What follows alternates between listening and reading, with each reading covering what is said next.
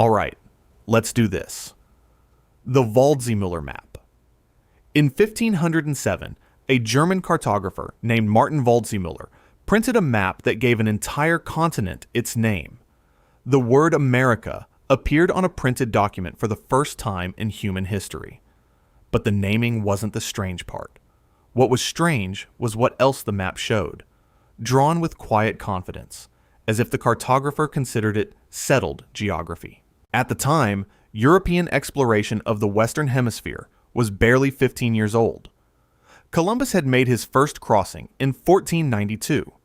The coastlines of the New World were still being sketched in real time, debated by every court in Europe, and treated as the most volatile intelligence on the planet. What any given explorer had actually seen versus what he had guessed was genuinely unclear. The standard of cartographic knowledge in 1507 was, by necessity, fragmentary and uncertain. Yet the Waldseemüller map showed South America as a fully separate continent, not an extension of Asia as most contemporary maps assumed. More impossible still, it depicted the Pacific Ocean on the western side of the Americas. Vasco Núñez de Balboa didn't officially sight the Pacific until 1513, 6 years after this map was printed. The map was enormous, roughly 2.5 meters wide, printed in 1,000 copies. Only one survived, discovered in a German castle in 1901. The Library of Congress purchased it in 2003 for $10 million and called it America's Birth Certificate. Then, Waldseemüller printed his follow-up map in 1513.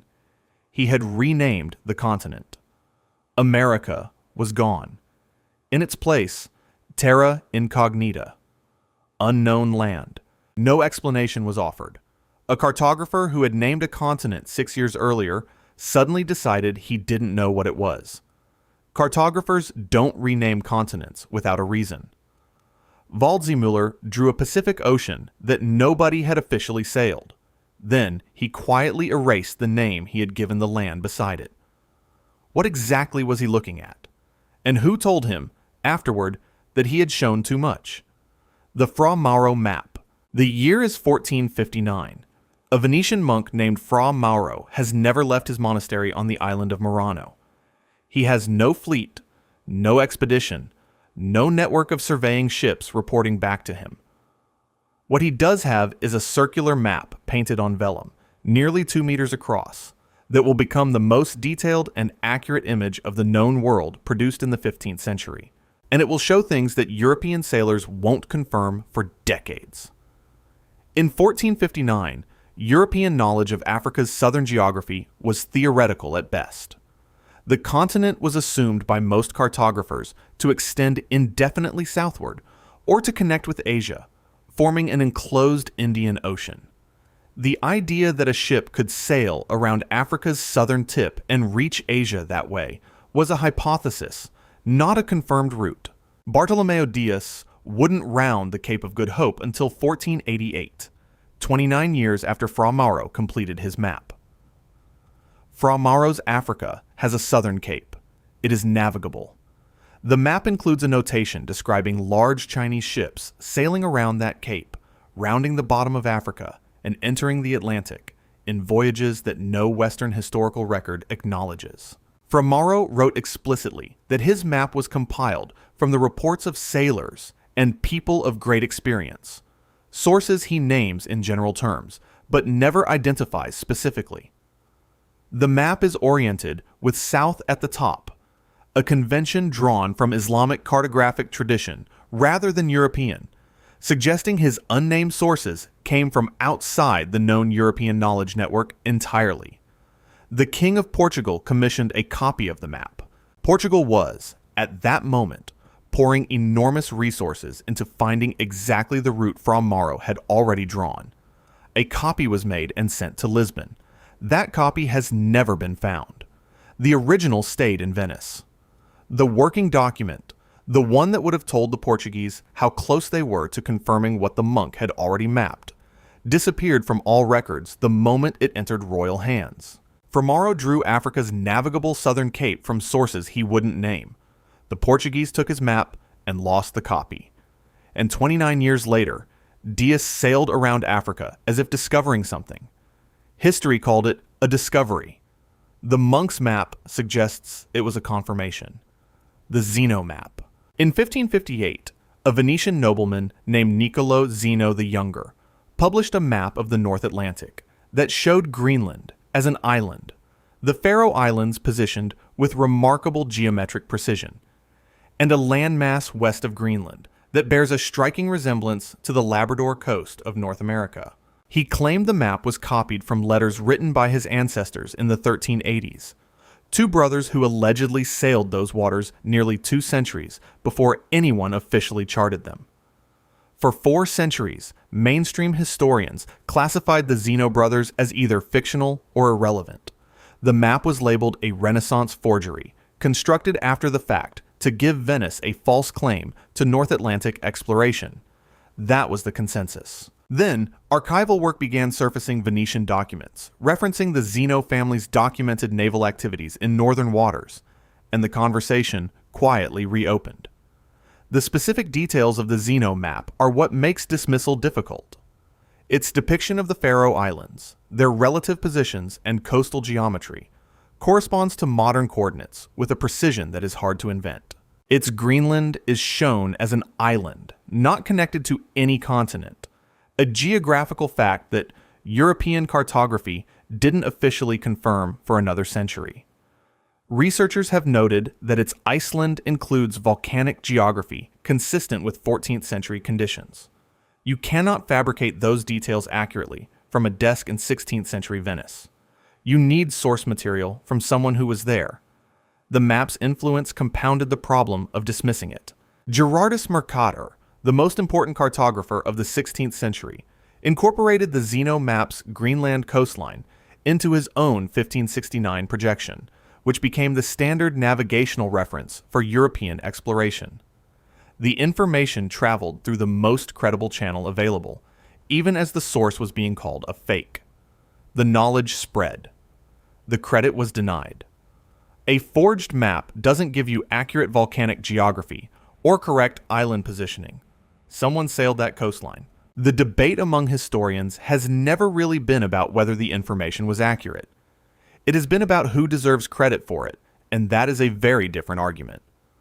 The Cantino Planisphere.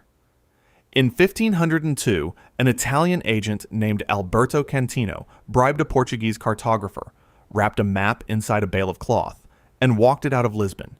He paid the equivalent of a full year's wages for it. What he smuggled out wasn't a curiosity.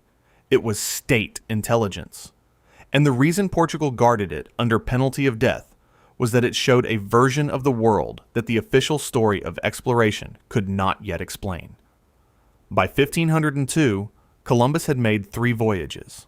Pedro Alvarez Cabral had made landfall in Brazil just 2 years earlier, in 1500, in what official history records as an accidental discovery. The coastlines of the New World were supposedly still being drawn for the first time. Portugal and Spain had divided the unknown world between them in the Treaty of Tordesillas in 1494, 6 years before Cabral's landing. Both powers were officially in the process of finding out what they had divided. The Cantino Planisphere shows the full circumference of Africa, the Caribbean island chains, a detailed North American eastern seaboard, and a Brazilian coastline drawn with a precision that modern geographic information system comparison finds extraordinary. That Brazilian coastline implies multiple prior survey voyages, not a single accidental landfall. The level of detail does not come from one ship touching shore once.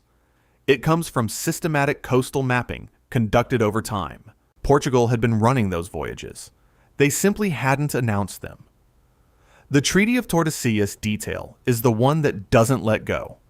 That treaty was signed in 1494, 6 years before Cabral officially found Brazil. The Cantino map places Brazil precisely inside the Portuguese zone of that treaty line.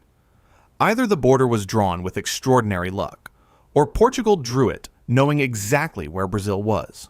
The document vanished for centuries after Cantino smuggled it out. It resurfaced in 1856 in a butcher shop in Modena, being used as wall decoration. Portugal made cartographic secrecy a capital offense. You don't execute people for drawing coastlines unless those coastlines are telling a story you need to contain. The Cantino map survived. The story it tells has never been officially answered. The Piri Reis map. In 1929, a German scholar named Gustav Deissmann was cataloging neglected items in the Topkapi Palace archives in Istanbul when he unrolled a piece of gazelle skin and found a map signed by an Ottoman admiral named Piri Reis, dated 1513. The coastlines of West Africa and South America were there, reasonably detailed for the period. But it was the southern edge of the map that stopped everyone who looked at it. Running along the bottom was a coastline that corresponded, in its bays and inlets and general geography, to the landmass of Antarctica. Antarctica was not officially discovered until 1820, 307 years later. The map had been sitting in the palace archives, unexamined, for 4 centuries. Once it was identified, scholars debated it immediately. Piri Reis himself had written marginal notes on the map explaining that he had compiled it from 20 older source charts, including maps he described as dating from the era of Alexander the Great, and in his own words, from very ancient times. He wasn't claiming personal discovery. He was claiming inheritance. In 1960, the American cartographic historian Charles Hapgood sent the map to the United States Air Force Cartographic Section at Westover Air Force Base for technical analysis. The analysts compared the depicted southern coastline to radar topographic data gathered by polar survey expeditions. Their findings were written up in a letter by Lieutenant Colonel Harold Ohlmeyer, which has since been published and is part of the documented record. Ohlmeyer wrote that the depicted coastline indicated the original survey was conducted before the current ice cap was in place. That ice cap has covered the relevant region for approximately 6,000 years. Piri Reis was executed in 1553 on the orders of the Ottoman Sultan. The official charge was insubordination. He was killed immediately after returning from a naval campaign in which he had, unusually, abandoned his fleet and sailed alone to undisclosed locations in the Indian Ocean. What he was searching for was never recorded in any document that survived. A serving United States Air Force officer stated in writing that the Antarctic coastline on this map could only have been surveyed during a period no civilization is supposed to have existed. That is not a fringe claim. That is a declassified technical assessment.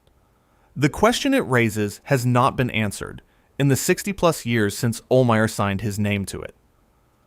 The Orontes Phineas map. 18 years after the Piri Reis map was drawn, and 289 years before Antarctica was officially discovered, a French royal mathematician named Orontes Phineas published a world map in Paris with a fully rendered southern continent at its base. Not a theoretical smudge at the map's edge.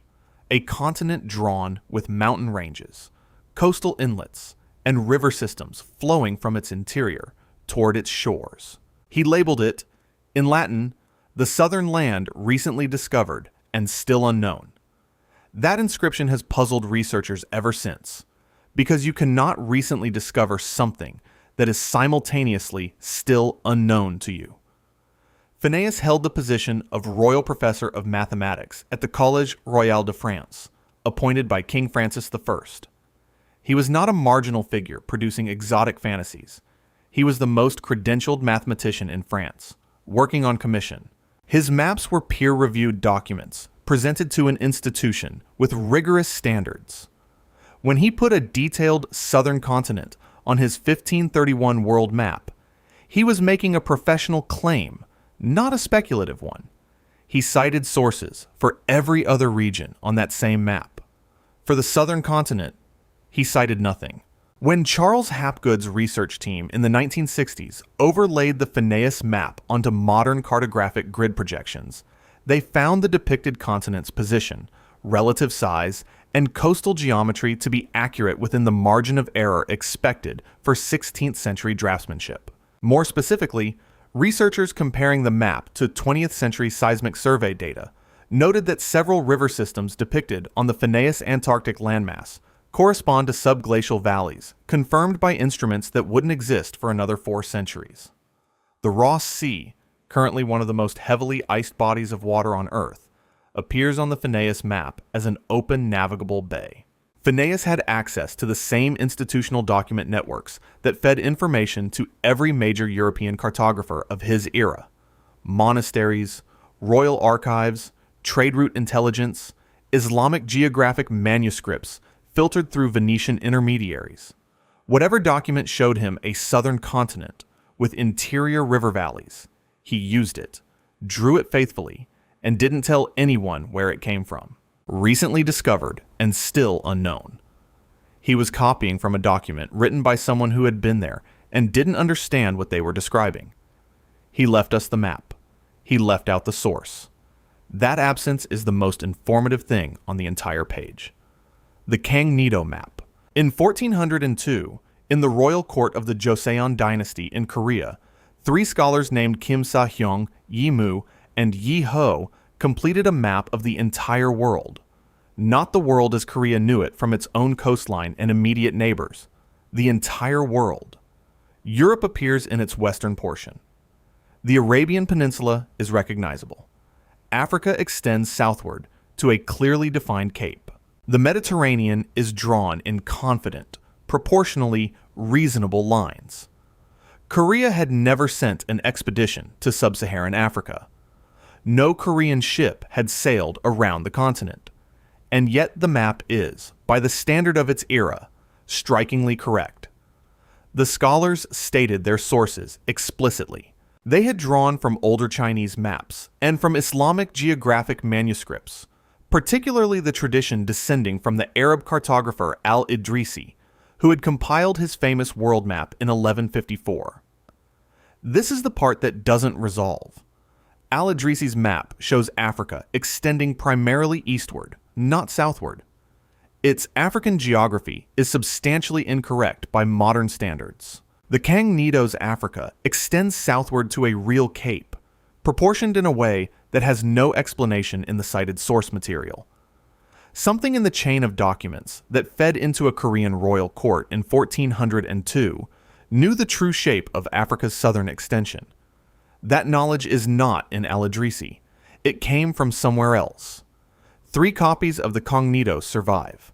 The oldest confirmed copy is held at Ryukoku University in Kyoto, Japan. Modern cartographic analysis of its proportions finds that Africa on the Kangnido is actually drawn larger relative to Asia than is geometrically accurate, which is a meaningful detail. It suggests the compilers were working from measurements and distance estimates, not from a stylized or symbolic representation.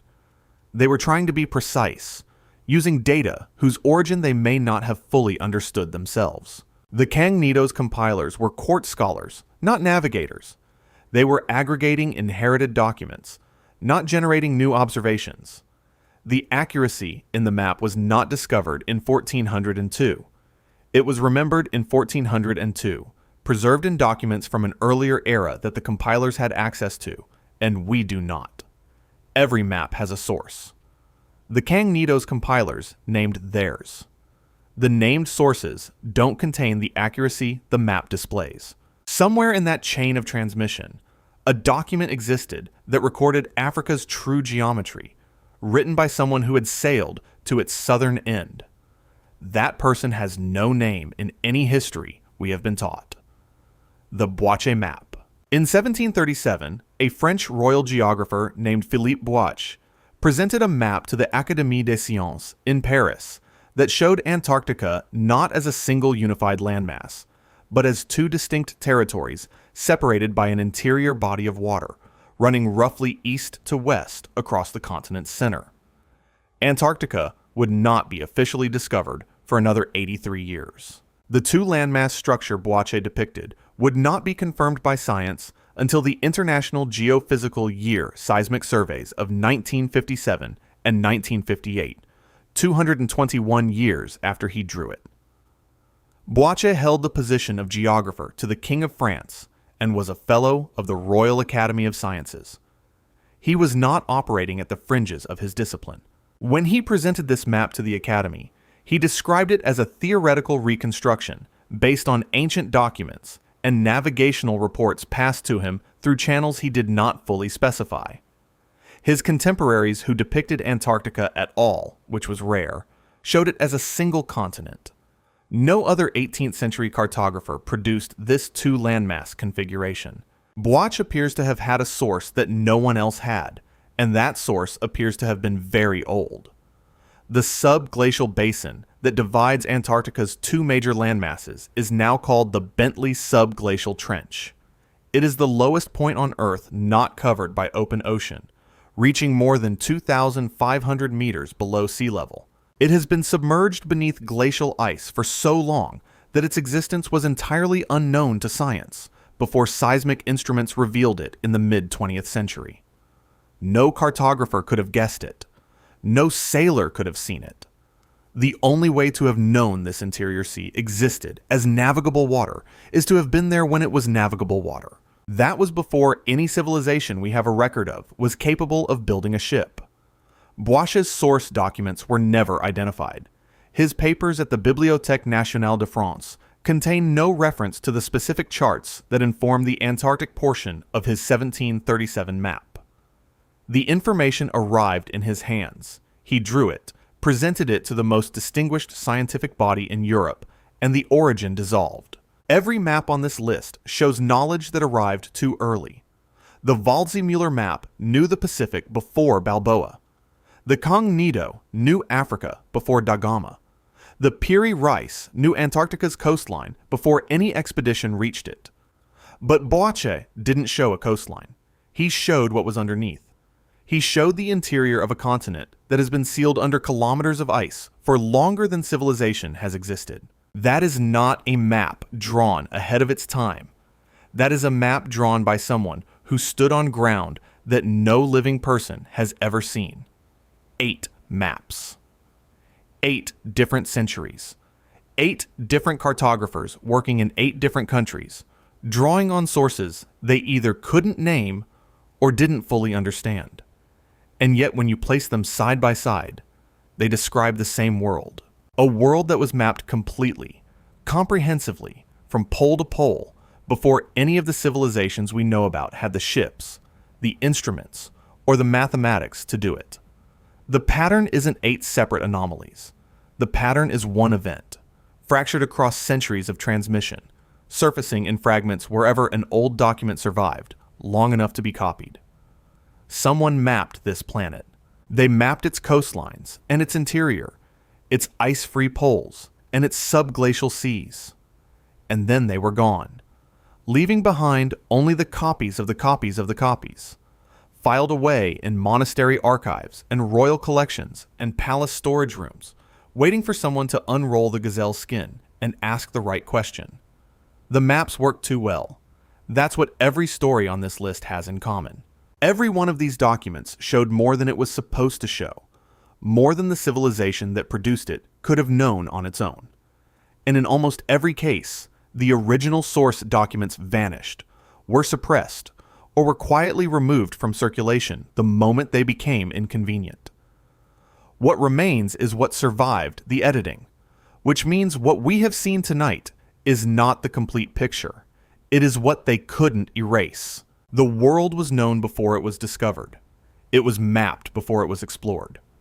These 8 documents are not curiosities. They are receipts. And the question they leave behind isn't just who drew them. It's what else did they know that didn't survive. If these maps changed the way you think about the history you were taught, subscribe, because this is only the beginning of what the archive contains.